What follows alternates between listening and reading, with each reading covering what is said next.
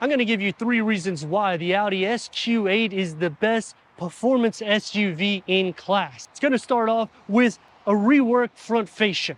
The Audi single frame grille has been tweaked. We have the black optic package, which blackens out the grille, the lower air intake, as well as the center, and that goes into the matrix design LED headlights and daytime runnings because we have the prestige package. Now, one con is you do have to tick the box to a lot of features, which make the MSRP go up $10,000 to $20,000 depending on what you tick. But on the Pro, you're getting a 4.0 liter TFSI V8 twin turbo. That's producing 500 horsepower and 568 pound-feet of torque paired to an 8-speed Tiptronic automatic transmission, reaching 60 at 4 seconds, a top speed up to 155 miles per hour. But because it is a V8, you will be achieving 15 mpgs to the city, 21 mpgs for the highway, which is not too bad, and towing up to 7,700 pounds, which I think is amazing. I actually seen somebody tow with an SQ8. They had a huge boat, and I thought, wow, they're actually using the vehicle for what it's meant for. Even more crazy is the new wheel design. We have a 285, 35, 23-inch on all 4 corners with rear axle steering, which means the rear wheels will turn about 5 degrees the opposite direction when you're going under 37 miles per hour. So it makes it easier to get inside for parking or any type of maneuverability like that. Now, when you're going over 37, it's going to turn the same direction as the front wheels, which will make it basically a 50-50 weight distribution. And adding the S Sport package gives you the active roll stabilization as well as the Sport rear differential and these red brake calipers that's housing 6 pistons in the front with a single floating caliper in the rear. They're not vented or slotted for the rotors, but you're not really expecting that. This is a touch of the performance that you would get out of the RSQ8, which I have a ton of reviews on, and it's literally drops the 0 to 60 to 3.4 seconds. And you would probably spend about $10,000 more than this, but you're getting 0.3 seconds slower than a Lamborghini Urus. So just something to think about, because that's at 3.1 seconds. And those engines, all of them, kind of the same, even when you're getting into this. That's why this is sweet spot, because when you're thinking about competition, going to BMW, the X5 M60. That's going to be the S68, which is the same engine as a true M. Detuned, so you're getting 500 horsepower and 553 pound-feet of torque. This has 568 pound-feet of torque, and going against Mercedes, this is going to be less money and a little bit quicker. With etched Audi SQ8 TFSI Quattro badging on the B pillar, which leads me to a con. You don't see badging anywhere except for there. OLED tail lights that will be integrated for 25 model, that will be on the Prestige trim. The lower gets quad exhaust tips with the diffuser that's been reworked with front and rear parking sensors and a 360-degree reverse camera. But with all of these specs, I mean, let me know if you think this is the better vehicle to go with. Power liftgate going into 30.5 cubic feet of storage. It's going to sit up a little bit, but that's to be expected. With bag holders on the side, 2 tiers of storage, a 12-volt charger, LED interior lights underneath the floor, gets a spare tire, and maybe a touch of storage. And you can electronically lower the suspension because we have the air suspension in the rear. But a con to me is you have to go into the back in order to maximize 60.7 cubic feet. They'll fold down at a 40-20-40 split or a 60-40 split to maximize the cargo capacity. But we need to go inside, start it up so you can hear that exhaust note.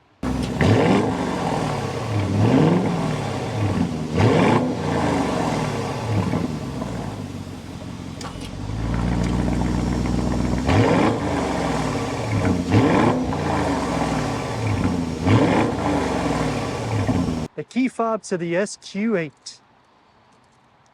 Soft closed doors is part of the Prestige package. They're heated front seats, power seat adjustment for the driver and passenger with an additional 8-way power seat adjustment through the MMI touchscreen, massage seats, and ventilated seats, as well as memory for the driver and passenger is part of the luxury package. Dashboard is going to be flat. Because of the luxury package, we also have the extended leather, which is on the dashboard, the top part of the door panel. the center here, as well as up here, we have the upgraded Bang & Olufsen sound system, which will deploy when we fire it up.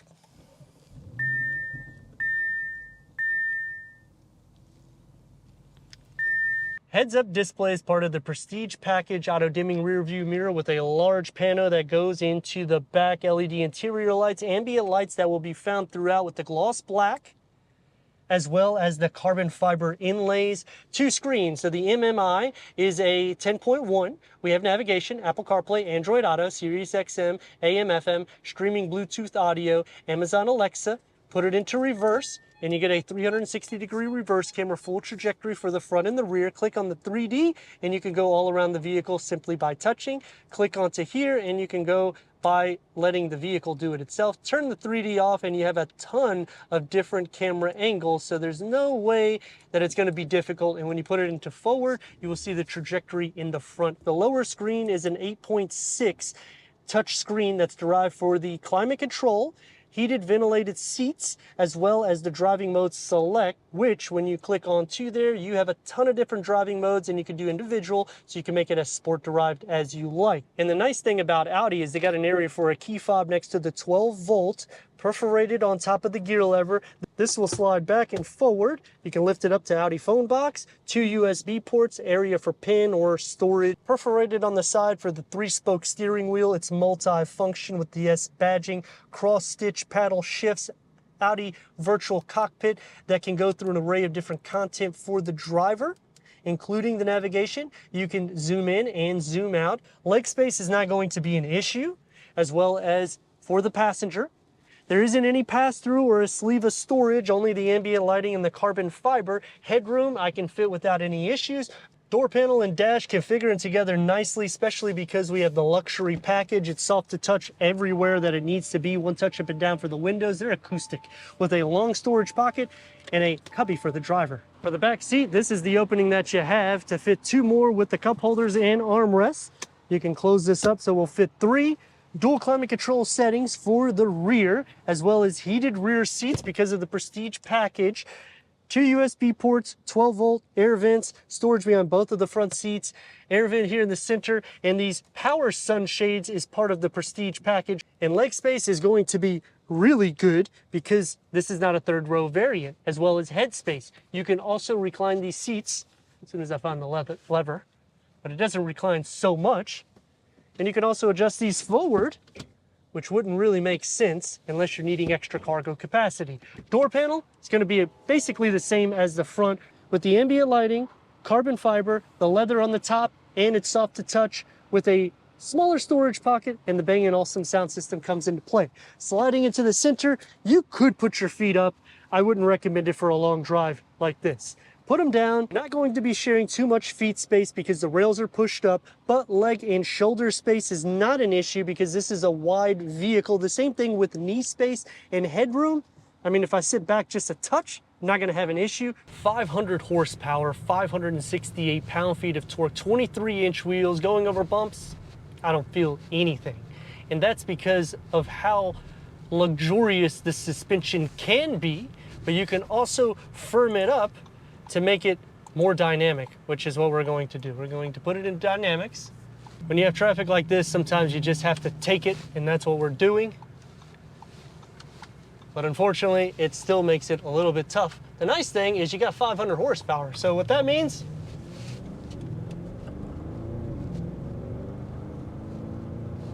you're never really in a traffic jam. Rear axle steering, so maneuverability purposes, I can get in and out of lanes. It's not that long of a vehicle. It doesn't feel that wide. Because of the performance that is captured, you feel very confident. It is going to take me to some pros and cons though.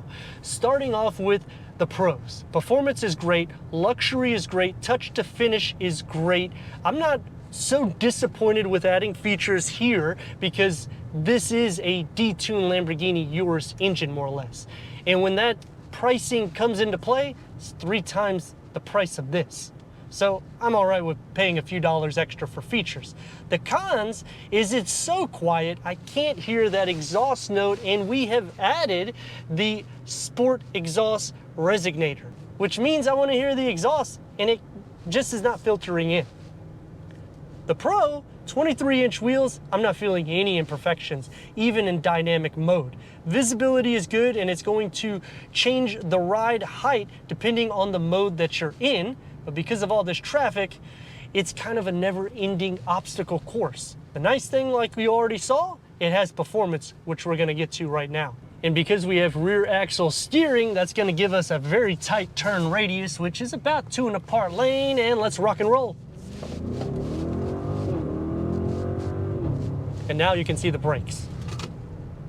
That's what I mean. Overall performance is taken care of. This vehicle just weighs a touch under 5,000 pounds. It doesn't stop on a dime. You would want to go into the SQ8 for that, but what you're getting is definitely a delight. And here we go again.